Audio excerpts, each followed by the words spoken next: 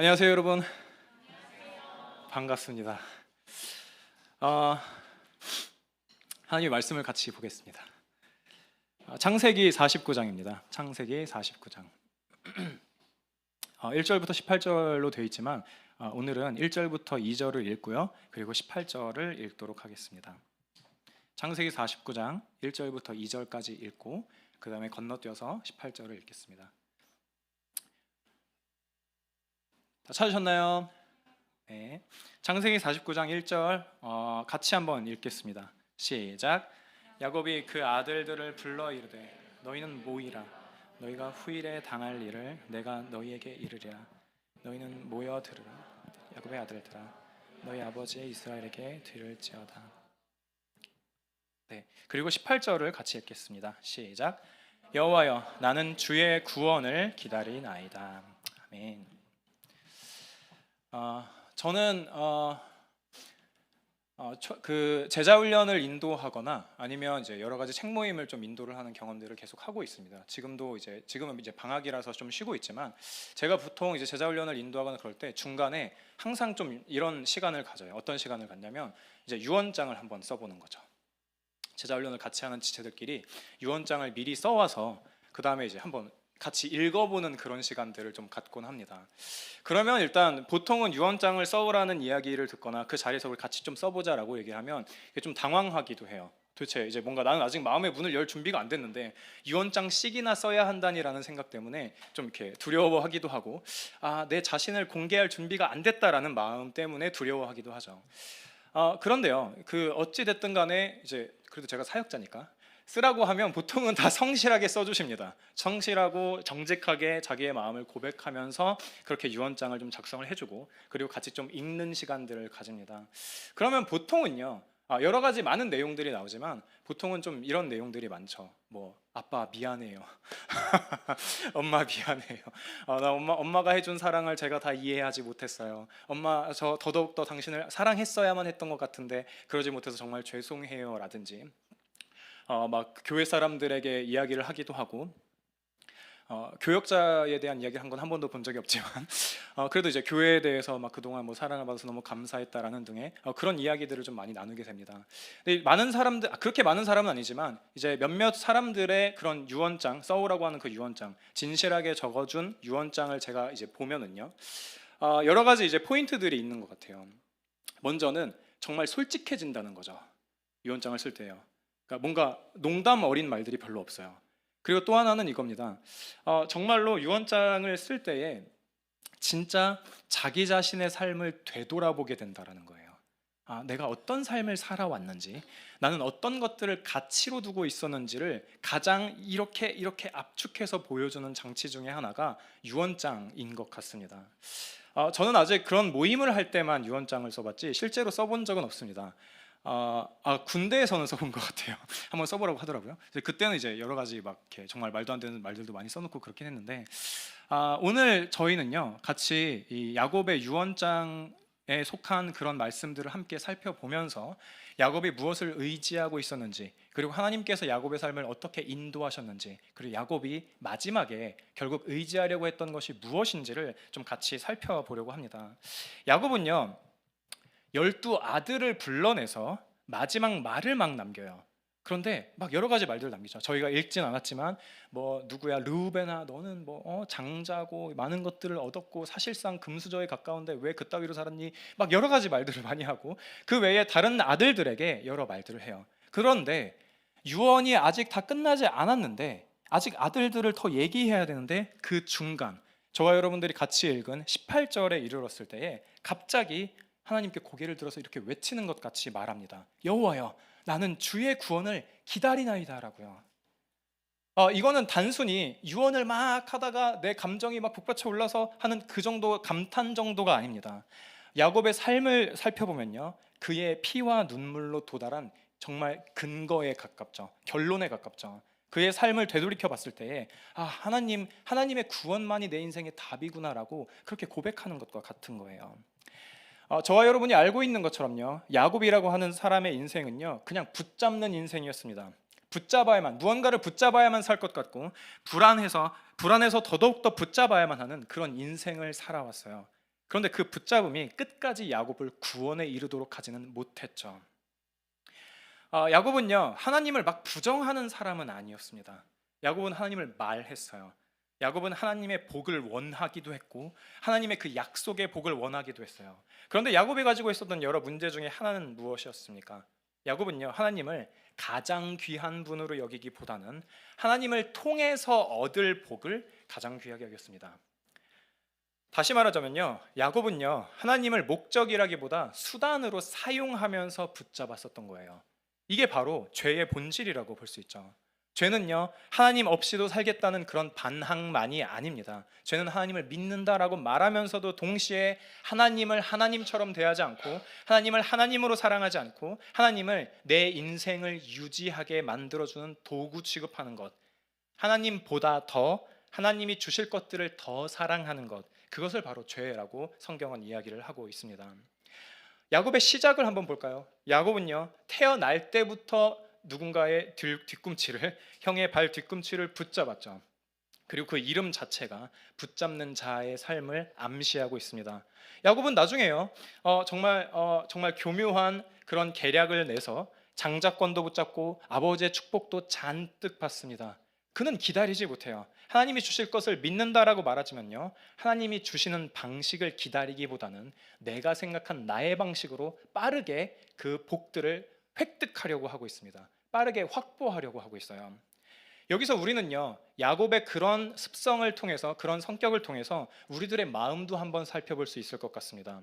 저와 여러분도 역시 마찬가지죠. 하나님을 믿는다라고 말하면서도요, 내가 지금 확보되지 않으면 안 돼, 내가 지금 이것들을 소유하지 않으면 안 돼라는 공포에 지배당하기도 하거든요.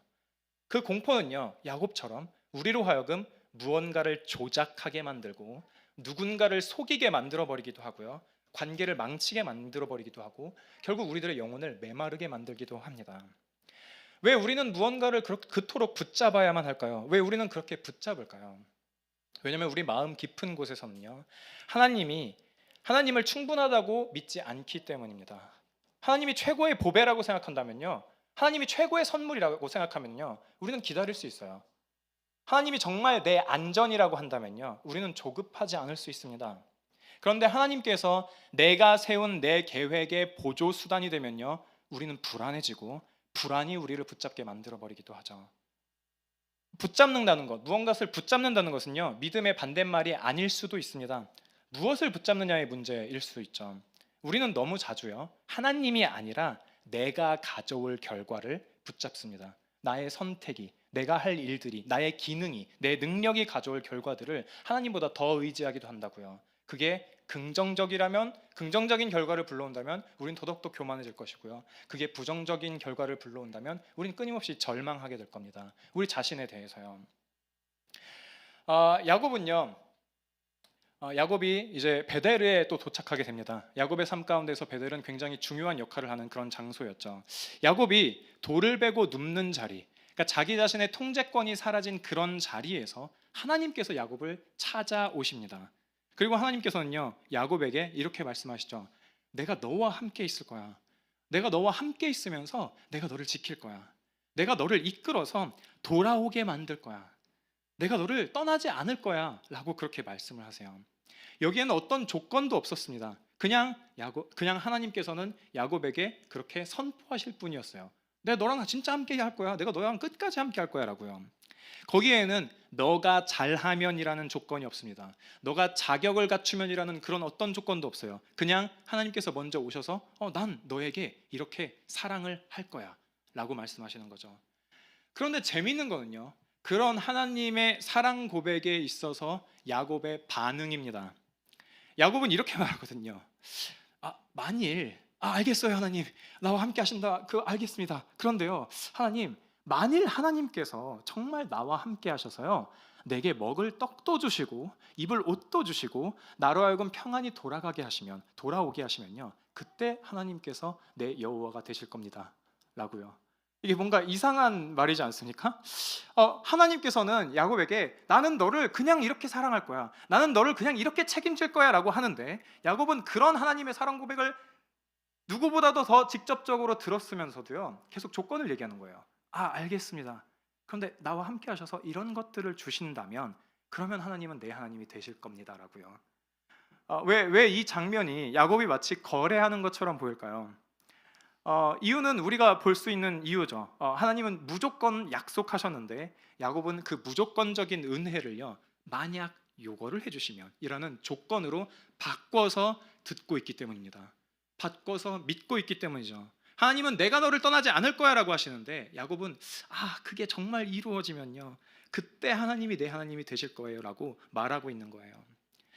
뭔가 이 본문을 슬쩍 보면 뭔가 그래도 야곱이라고 하는 사람이 하나님께서 말씀하셨을 때 그래도 그렇게 해주시면 이제 좀 헌신을 하려고 하는구나처럼 보일 수도 있지만 동시에 그냥 내 안전이 확보되면요, 하나님 내가 이루고자 하는 것이 정말 다 이루어지면요, 그때 당신을 내 하나님으로 모시겠습니다라는 그런 미성숙한 신앙인의 모습이라고 해야 될까요? 그리스도인의 모습이라고 해야 될까요? 그런 미성숙한 하나님의 이해를 드러내고 있죠.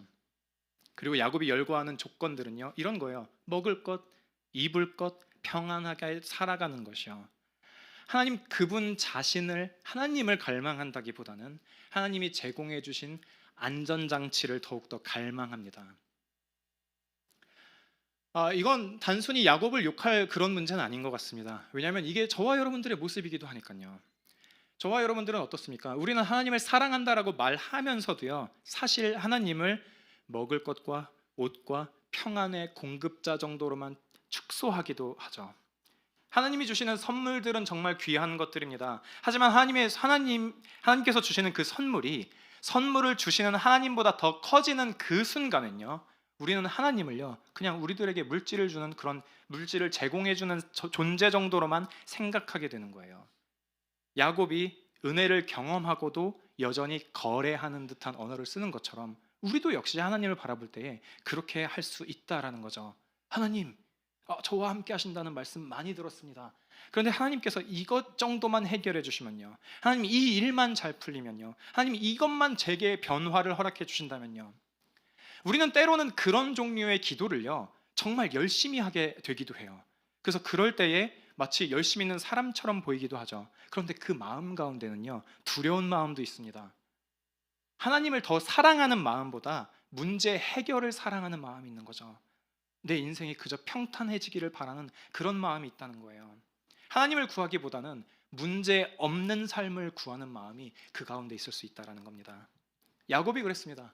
은혜를 들었는데도요, 즉시 조건을 붙여서 하나님을 안전장치로 만들어버리는, 안전장치로 취급해버리는 그런 모습들이 야곱에게도 있었다라고요. 그런데 그런 야곱을요, 하나님은 어떻게 대하셨습니까? 여기서 하나님의 자비하심이 드러납니다. 그런 야곱을 향하여서요, 하나님은 야곱의 미성숙한 모습을 보시고 내 잘못 골랐다. 내가 너를 잘못 골랐구나라고 생각하지 않으셨어요. 너 탈락이라고 하지 않으셨어요. 하나님은 야곱을 버리지 않으셨어요. 하나님은 야곱을요, 신실하게 붙드시고 빚어가십니다. 그게 하나님의 사랑이었어요. 미성숙한 야곱에게요, 하나님께서 함께 하신다라고 하는 것을 기억하십시오. 저와 여러분들도 미성숙하지 않습니까? 어떤 영역에 있어서는 어쩌면 하나님께 거래하듯 다가가고 있을지도 모릅니다. 하지만 하나님의 일방적인 사랑이요, 저와 여러분들을 점점 더 변화시켜 주실 것입니다. 부모에게 마치 거래하듯이 행동하는 어린 아이 같은 저와 여러분을요, 부모의 사랑을, 그 큰 사랑을 잔뜩 받으면서 사랑받은 대로 부모에게 감사를 표현하고 부모를 사랑하고 베풀려고 하는 그런 신앙의 어른으로 우리를 만들어 가실 거예요. 은혜는요, 하나님의 은혜는요, 우리들의 신앙의 어떤 순수함의 정도에 따라서가 아니라 하나님의 신실하심에서부터 옵니다. 우리는 그것을 의지할 수 있어요. 우리는 그것을 바라볼 수 있습니다. 지금 저와 여러분의 모습이, 저와 여러분의 신앙이 미성숙하다라고 할지라도요. 그리고 야곱은요, 라반을 만나게 됩니다. 라반이라고 하는 인물을 만나게 되죠. 야곱은 라반의 집에서요, 긴 세월을 보내면서요, 자기가 행한 대로, 자기가 그렇게 살아온 대로 그대로 똑같은 일들을 겪게 됩니다. 자기가 쓰던 방식을 라반은 한 수 위에서 더 쓰고 있었거든요. 야곱은요, 속이는 사람이었는데요, 속임을 당합니다. 조작하는 자였는데요, 조작을 당합니다. 그리고 하나님께서는요, 거기에서 라반과 함께하는 그 삶을 통하여서 야곱에게 말씀하셨죠. 야곱아, 네 손으로 얻는 복은 너를 살리지 못해. 네가 계산하는 것들은 너를 구원하지 못해라고요. 하나님은요, 야곱이 붙잡는 그 모든 것들이 얼마나 불안정한지를 드러내고 계십니다. 라반을 만나는 그 사건들을 통해서요. 여러분, 야곱에게 그렇게 하셨던 것처럼 저와 여러분들의 삶 가운데서도 하나님께서는요, 우리들의 우상을 그냥 두지 않으십니다. 우리가 어떤 것은요, 야, 이것만 있으면 내가 살 것 같아 라고 붙잡으면 하나님께서는 때로는 그것들을 흔들기도 하시죠. 이미 여러분들의 삶 가운데서 그걸 겪으신 분들도 분명히 있으실 겁니다. 근데 왜 그러시죠? 우리를 미워해서일까요? 아니요, 우리를 살리기 위해서입니다. 우리 손에서 우리가 할 수 있을 것 같은 그 구원을 뺏어서 진짜 구원자가 되시는 하나님을 바라보게 만드시려고 때로는 저와 여러분들의 삶 가운데 그런 일들을 행하신다라는 거예요. 우리는 어떤 일들을 우리는 우리 안에 있는 불안함들을요, 때로는 준비라고 하는 것을 통해서 이기려고 합니다. 무언가 어떤 일들을 준비하는 그런 과정들은요, 굉장히 지혜로운 일이에요. 그런데 그 준비하는 것들이 단순히 그냥 지혜 정도가 아니라 구원으로 바뀌는 그런 순간들도 있습니다. 내 앞길을 준비하는 그런 과정들이 내가 살아남는 길이다, 나를 구원으로 이끄는 길이다라고 생각하게 된다면요, 우리는 무언가를 준비하는 것을 절대로 멈출 수가 없을 겁니다. 준비하는 것 그 자체가 우리가 믿는 것이 돼버리는 거고, 준비하는 행위 그 자체가 우리에게 있어서 예배가 되기도 한다라는 거예요. 그래서 하나님은요, 때로 우리가 준비하는 어떤 것들이 무너지는 그런 경험을 허락하기도 하신다라는 거예요. 우리를 괴롭히기 위해서가 아니라요, 우리가 무엇을 구원자처럼 붙잡는지를 드러내시고 진짜 구원자로 바꾸어 주시려고요, 진짜 구원자를 의지하게 하려고요. 그리고 마침내 야복강입니다. 야곱은요, 이 야복강에서 마침내 홀로 남습니다. 자신이 가지고 있는 재산, 모든, 그리고 사랑하는 관계들을 가장 더 앞세워 버리고 자기 자신은 가장 마지막에 출발하기 위해서 가장 두려워하는 그 장소에서, 두려워하는 그 만남에서 가장 뒤에서 출발하려고 자신의 안전장치로 홀로 남는 것들을 선택하죠. 야곱은 늘 그렇게 무언가를 세워왔어요. 계획을 세우든 어떤 책략을 세우든 그렇게 세우면서 안전장치를 마련했죠. 그런데 하나님께서는요, 오히려 그 장소에서 야곱을 홀로 두십니다. 자기가 통제할 수 있는 것들을 모두 다 보낸 채로요. 그리고 하나님께서 야곱을 붙드시고 야곱과 씨름을 하시죠. 그리고 결정적인 순간에요, 야곱의 환도뼈가 꺾입니다. 그리고 야곱은 절뚝거리면서 살아가게 돼요. 여기서 하나님께서 행하신 일들을 우리는 조금 더 생각해 볼 수 있을 것 같습니다. 하나님께서는요, 그의 사랑하는 야곱을요, 더 강하게 해서 인생을 정복하게 하시는 방식으로 구원하지 않으셨다라는 거예요. 하나님은 오히려 야곱을 더 약하게 하셨어요. 절뚝거리면서 살아갈 수 있도록요. 그런 방식을 통해서 오히려 더 하나님을 붙들게 하셨던 겁니다. 우리가 하나님을 붙든 게 아니라요, 하나님이 우리를 붙들게 하기 위해서 우리의 거짓 힘을 무너뜨리시는 거예요. 야곱에게 그렇게 했던 것처럼요. 이게 하나님의 사랑입니다. 하나님은요, 우리가 자기 힘을 구원자로 삼는 것을 그냥 용납하지 않으십니다. 왜냐하면 하나님께서는 그 누구보다도 더 잘 아시기 때문이에요. 우리가 우리들의 스스로의 힘으로 구원받을 수 없는 존재라는 것을 하나님께서 아시기 때문이에요. 그리고 나서 야곱이요, 오히려 하나님을 향하여서, 그 보내신 천사를 향해서 이렇게 얘기를 하죠. 나를 축복하지 않으시면 내가 가지 않겠습니다라고요. 야곱이 붙잡는 대상이 바뀌어져 버렸습니다. 이전에는 사람을 속여서 복을 붙잡기를 선택했는데요, 이제는 조작을 해서 내 복을, 내가 얻을 수 있는 것들을 얻기 위해서 부단히 노력했던 그 야곱이요, 이제는 하나님을 붙잡는 것을 선택합니다. 이전에는 어떤 것들의 결과들만 붙잡았는데요, 이제는 하나님 그분만을 붙잡습니다. 그리고 나서 하나님은요, 야곱의 이름을 바꾸어 주시죠. 내 이름을 야곱이라 하지 아니하고 이스라엘이라 하리라라고요. 하나님께서 야곱의 정체성을 그렇게 새롭게 쓰시는 겁니다. 그 사건들을 통해서요. 그래 야곱은요, 계속해서 절뚝거리면서 살아가게 되죠. 여러분, 저와 여러분들의 인생 가운데서 절뚝거림을 경험할 때가 분명히 있을 겁니다. 어떤 진짜 건강상의 어떤 절뚝거림이 있을 수도 있고요, 관계의 절뚝거림이 있을 수도 있죠. 사역의 절뚝거림도 있을 수도 있고요. 실패하는 그러한 일들이 우리들에게 있어서 절뚝거리는 것처럼 보이는 것들도 있을 겁니다. 우리는요, 그것을요, 부족함이라고 이야기를 하기도 하고, 우리들의 연약함이다라고 얘기하기도 하고, 무지함이다라고 얘기하기도 해요. 우리는 그것을 불행이라고 부르기도 하고요, 그것을 때로는 돌이킬 수 없는 저주다라고 부르기도 합니다. 그런데요, 성경은 다르게 말합니다. 하나님은요, 어떤 절뚝거림을 통해서 우리가 붙잡고 있는 거짓된 구원자를 내려놓게 하시고 하나님을 붙들게 하십니다. 그렇기에 우리들의 절뚝거림은요, 그냥 단순히 실패한 자의 낙인이 아니라 은혜의 표지가 될 수도 있다는 거예요. 이제는 진짜 내 힘으로 못 사는구나. 이제는 정말 내 힘으로 못 살고 이제는 정말 하나님으로만 살 수 있구나라는 것을 알려주신다라는 거예요.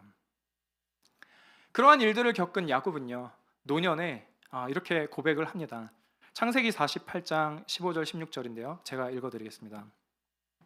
그가 요셉을 위하여 축복하여 이르되 내 조부 아브라함과 아버지 이삭이 섬기던 하나님, 나의 출생으로부터 지금까지 나를 기르신 하나님, 나를 모든 환난에서 건지신 여호와의 사자께서 이 아이들에게 복을 주시오며 이들로 내 이름과 내 조상 아브라함과 이삭의 이름으로 칭하게 하시오며 이들이 세상에서 번식되게 하시기를 원하나이다 라고요.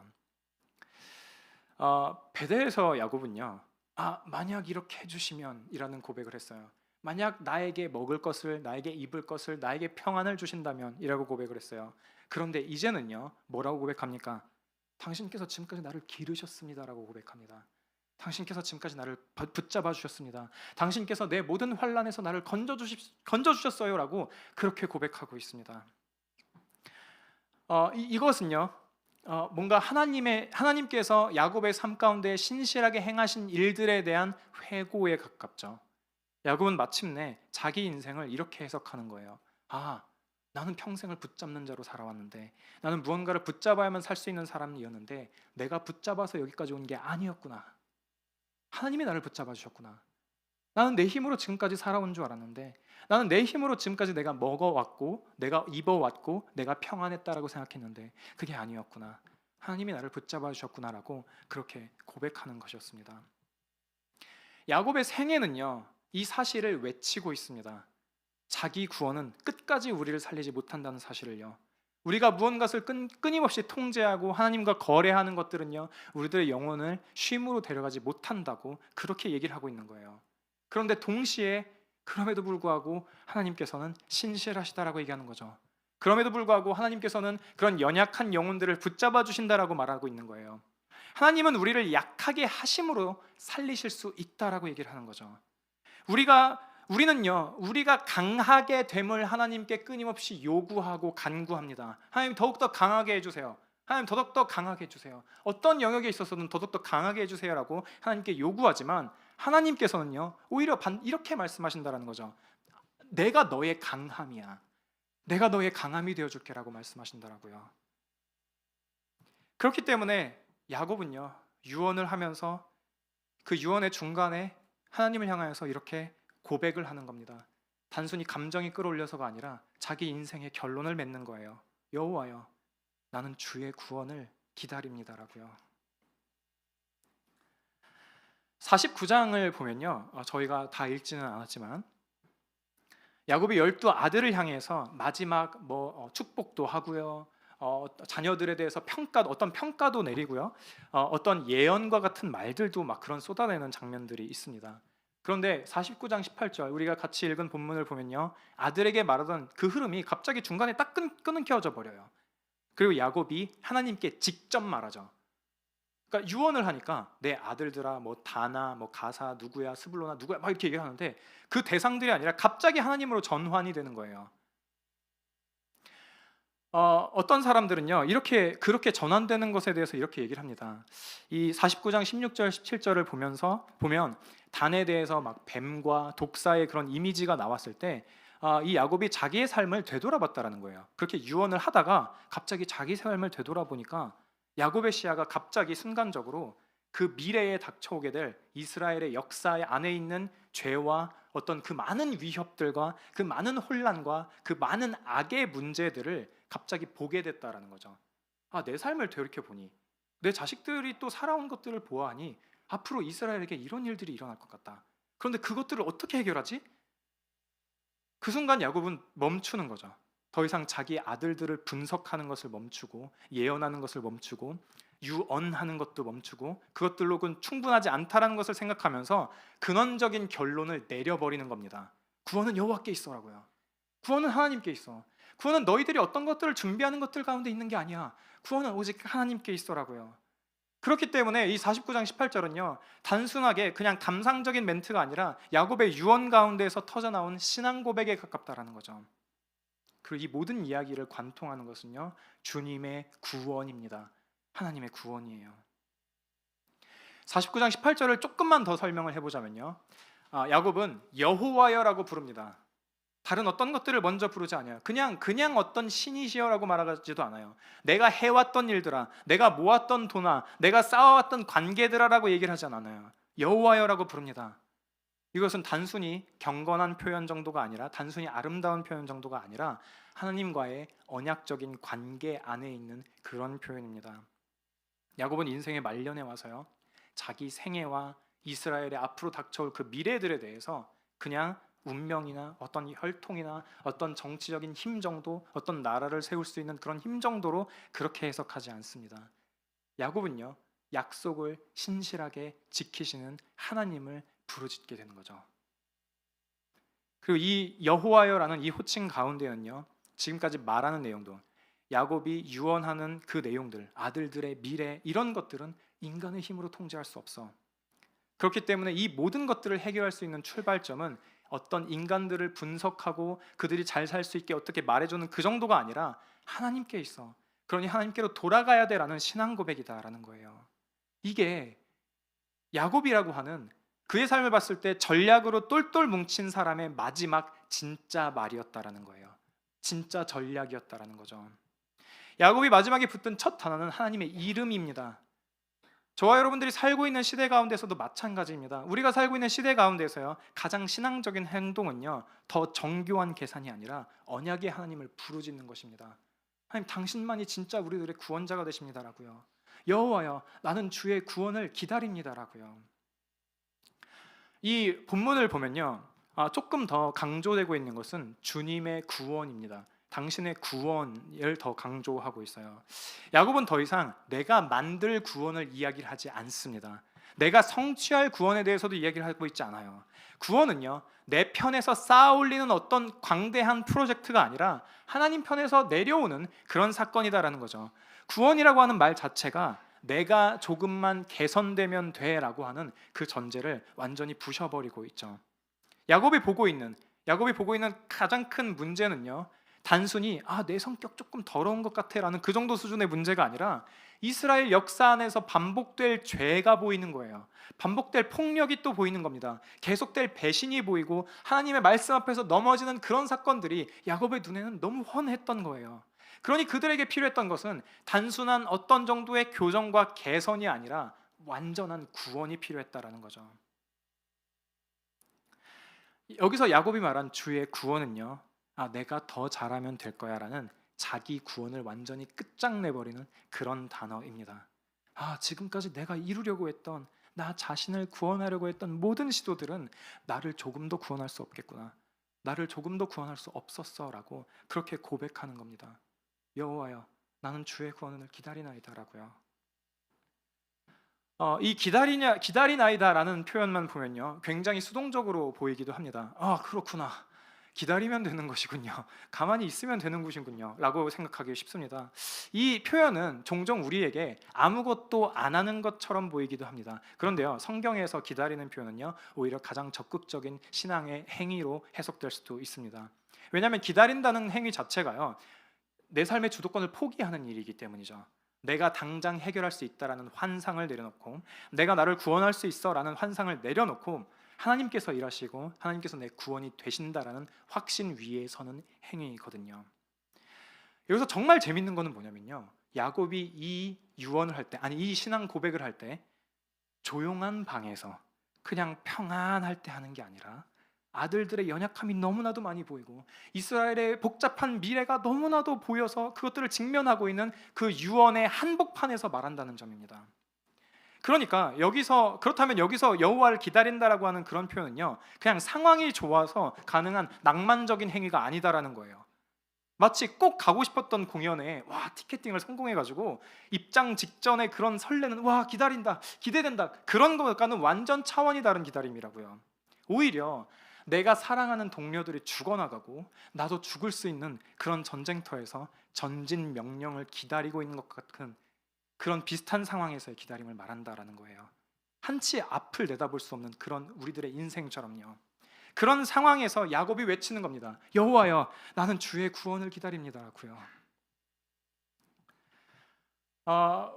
오늘 우리들에게 허락해 주신 이 말씀은요, 단순히 우리들에게 어떤 인생의 꿀팁 정도를 주는 게 아닙니다. 물론 엄청난 팁이겠지만요. 근데 하나님께서는 오히려 때로 우리들의 삶을 흔드실 수도 있다라는 말씀입니다. 우리가 붙잡고 있는 것들, 하나님보다 더 신뢰하고 있는 것들을 흔드시는 것이 하나님으로부터 시작된다라는 것들, 그 말씀이 이 안에 담겨져 있다라는 거죠. 때로는 그것이 우리들의 통제가 될 수도 있습니다. 우리들의 계획이 될 수도 있죠. 우리들의 자격이 될 수도 있습니다. 어쩌면 우리들의 관계가 될 수도 있죠. 우리들의 사역의 성과가 될 수도 있습니다. 우리들의 돈이 될 수도 있죠. 이 모든 것들이 나쁘다는 것이 아닙니다. 문제는 그것들이 선물이 아니라 구원자가 될 때의 문제가 되는 것이죠. 하나님의 자리를 차지하게 될 때요. 야곱은 그렇게 평생 무언가를 붙잡는 삶을 살아왔습니다. 그런데 하나님께서는 그 붙잡는 야곱의 손을 꺾으셨죠. 야곱을 절뚝이게 하셨습니다. 그리고 마침내 야곱으로 하여금 고백하게 만드셨죠. 여호와여, 나는 주의 구원을 기다리나이다라고요. 이 고백은요, 단순히 아름다운 종교적인 그런 문장 정도가 아닙니다. 오히려 회개에 가깝습니다. 이건 항복에 가까운 선언이에요. 하나님께 내가 왕인 줄 알고 내 인생의 왕인 줄 알고 그렇게 살았는데요, 하나님, 당신이 진짜 왕이 되시는군요 라고 내 왕좌를 내어드리는 그런 행위에 가깝다라는 거예요. 주님, 내가 내 삶의 주인 노릇을 했습니다. 내가 나를 구원하려고 했습니다. 이제는 당신의 구원을 기다립니다. 진짜 구원을 기다립니다. 내 죄의 문제를 해결해 줄 그 구원을 기다립니다. 내 영원의 문제를 해결해 줄 그 구원을 기다립니다라고요. 이게 우리가 붙잡아야 될 그런 말씀이다라는 거죠. 하나님은 단지 우리에게 도움을 주시는 분 그 정도가 아니라요, 하나님이 우리들의 구원자가 되십니다. 우리들의 구원이 되십니다. 하나님은요, 우리에게 선물을 주시는 분이시기 이전에 하나님이 우리들에게 가장 큰 선물이 되십니다. 하나님이 없다면요, 먹을 것이 있어도 공허합니다. 옷이 있어도 두렵습니다. 평안이 있어도요, 우리들의 마음이 흔들리는 것들을 멈출 수가 없어요. 그러나 하나님께서 우리와 함께 하시면요, 광야 가운데서도 우리는 살아갈 수 있습니다. 절뚝거리는 가운데서도 하나님의 은혜를 기억하면서 살아갈 수 있어요. 눈물이 있어도 살아갈 수 있습니다. 왜냐하면 하나님이 우리들의 생명이고 우리들의 기쁨이 되시기 때문이죠. 창세기 49장은요, 야곱이 49장에서 야곱은 단순히 우리 집안 잘되게 해달라는 그런 유언을 남기지 않고 결국 이런 질문을 우리들에게 남기기도 합니다. 누가 진짜 왕이야? 라고요. 누가 진짜 너의 삶의 왕이야? 이런 질문을 우리에게 남깁니다. 야곱이 마지막에 여호와여, 주의 구원을 기다립니다라고 말할 때요, 그 구원은 단순히 도움 몇 가지 더 받는 그런 수준이 아닙니다. 구원은요, 우리들의 왕국을 무너뜨리고 들어오는 것이죠. 구원은 하나님이 왕으로서 질서를 세우시고 악을 제압하시고 백성을 지키시는 그런 사건입니다. 그렇기 때문에 구원은 통치를 받는 입장이 된다라는 거죠. 우리를 구원하시는 왕이 계신다라는 것은요, 더 이상 우리가 왕이 될 수 없다라는 것을 의미하기도 합니다. 그런 상황 가운데서 우리로 하여금 기다린다라는 것은요, 이런 고백과도 같다라는 거죠. 주님, 진짜 이젠 내가 구원자 역할하는 것을 못하겠습니다. 이제 그런 노릇하는 거 이제 그만두겠습니다. 내가 내 인생을 붙잡아 구원을 만들려는 손을 내려놓겠습니다라는 거예요. 그렇기 때문에 이 기다림은요, 결국 왕좌를 하나님께 돌려드리는 항복에 가깝습니다. 그리고 하나님께서는요, 이런 구원을 그리스도 예수 안에서 이루셨죠. 놀랍게도 하나님은 세상의 왕들처럼 힘으로 눌러서 다스리는 방식이 아니라 십자가로 왕 되심을 저와 여러분 가운데서 드러내셨습니다. 예수님의 통치는요, 바깥에 있는 원수들을 치는 방식이 아니라 우리 안의 죄악들을 먼저 처리하는 방식으로 그렇게 시작되었습니다. 그렇기 때문에 그분의 왕관은요, 금관이 아니라 가시관이었고, 그분의 승리는요, 사람들 위에 힘으로 군림하는 게 아니라 자기 희생이었습니다. 그렇기 때문에 저와 여러분이 주님의 구원을 기다립니다라고 하는 것은 막연한 소원이 아닙니다. 우리는 이렇게 고백하는 거예요. 왕은 이미 오셨어. 그러나 그분의 나라가 완전히 이 땅 가운데 드러나지 않았어. 그렇기 때문에 우리는요, 현실을 도피하는 게 아니라 왕의 약속을 붙잡고 우리들의 현실을 다시 해석해 나가는 겁니다. 이미 승리하신 그곳 위에서요. 죄가 흔들고 악이 유혹해도 그 승리가 반드시 완성될 것들을 신뢰하면서요. 그렇게 주의 구원을 기다리는 자로서 우리는요, 우리의 현실을 두려움이 가득한 전쟁터로 보지 않아도 됩니다. 왜냐하면 그리스도인은요, 전쟁에서 승리를 이끌어야만 하는 병사가 아니라 이미 승리한 전쟁을 전하는 통신병에 가깝기 때문이에요. 이미 그리스도께서 승리하셨어, 이미 전쟁에서 완전히 승리했어라는 그 소식을 전하는 그런 병사예요. 그렇기 때문에 우리는요, 이제 야곱의 고백을 우리들의 고백으로 한번 생각해 봅시다. 하나님, 여호와여, 당신이 내 진짜 왕이 되십니다. 내 삶의 왕자를 당신께 내어드립니다. 내가 구원하려는 내 손을 내려놓고 당신의 구원을 기다립니다. 당신은 제 구원일 뿐 아니라 제 기쁨이 되십니다. 당신은 제 안전이실 뿐만 아니라 제 만족이 되십니다. 당신은 제 도움이 되실 뿐만 아니라 저의 보배가 되십니다라고요. 저와 여러분들이 기다리는 것은 정말 무엇입니까? 우리는 무엇을 기다리고 무엇을 바라보면서 살아가고 있습니까? 우리는 정말 주님의 그 구원을 기다리고 있습니까? 아니면 내 계획이 성공하기만을 기다리고 있습니까? 우리는 정말 신실하신 하나님, 그분을 기다리고 있습니까? 아니면 하나님이 내 계획에 동의해 주시기를, 내 계획을 지지해 주시기만을 기다리고 있습니까? 만약 우리가 기다리는 것이 하나님이 아니라 내가 생각한 결과라면요, 우리는 계속 불안함에 빠지게 될 겁니다. 그러나 우리가 기다리는 것이 진짜 하나님이라면요, 우리는 흔들릴지언정 무너지지는 않을 것입니다. 왜냐하면 하나님이 흔들리지 않으시기 때문이죠. 우리 이제 좀 기도를 좀 해보려고 하는데요.